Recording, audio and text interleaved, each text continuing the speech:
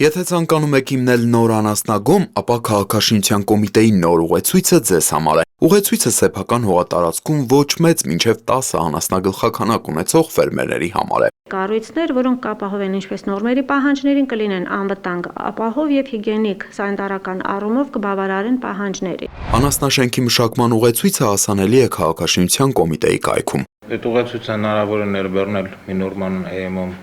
մտնելով ուղեցույցների բաժին, սովորական գործողություն կատարելով բեռնելու կոճակն ենք սխմում եւ ուղեցույցը արդեն ներբեռնված է, որտեղ մանրամասն ներկայացած է անասնաշենք կառուցելու համար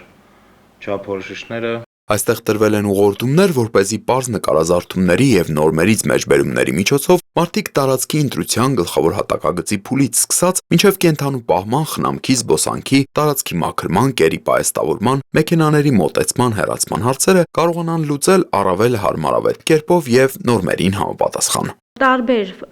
կառուցվածքային տարրերի, հիմքերի, պատերի, ծածկերի համար առավել կիրառական նյութերը, ներքին հարդարման աշխատանքների, թեքությունների, հատակի եւ այլն այն նյութերը, որոնք հնարավոր են դարձնում դրա մաքրման աշխատանքները իրականացնել, ներքին տարածքներում զերծ մնալ գերսառեցումից, գերտաքացումից, օդափոխություն ապահովել պայմաններ, որոնք հնարավորություն կստեղծեն մարդկանց առանց լրացուցիչ միջամտության իրականացնել այդ կառույցների շինարարությունը։ Աշխարհ հատվածում նշել է, որտեղ որ պետք է անասուններ կերելցնել ծննդային ժամանակները կերակրելու համար։ Նունե Պետրոսյանի խոսքով այս ուղեցույցները լրացուցիչ օգնություն են ֆերմերներին, անասնագոմերում նաև արդի ու խելացի լուծումներ ունենալու տեսանկյունից։ Ջրի շիթի օգնությամբ միանգամից լվացվի, հեռացվի եւ իրանք այդ ծանր աշխատանքները չանեն, որ անասունները իրար չվնասեն, այն բոլոր պահանջները, որոնք անհրաժեշտ են դրանք անվտանգ, ապահով եւ հիգիենիկ առումով գործառնելու համար։ Ուղեցույցներում կան տարբերակներ, ֆերմերն ինքը կարող է ընտրել, անգամ կարող է անասնագոմը իր մտահղացմամբ կառուցել, միայն թե համապատասխանի նորմերին։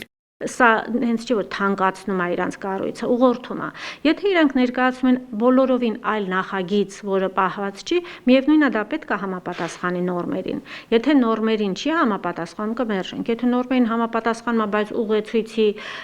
դրույթներից տարբերվում է, ոչ, չի մերժվի։ Մասնագետների գնահատմամբ մշտապես օդափոխվող խելացի լուծումներով այս անասնագոմերում կենդանիները առավել կաթնատու են դառնում։ Տիգրան Վագիմյան, Սեյրան Հակոբյան, Հորիզոն։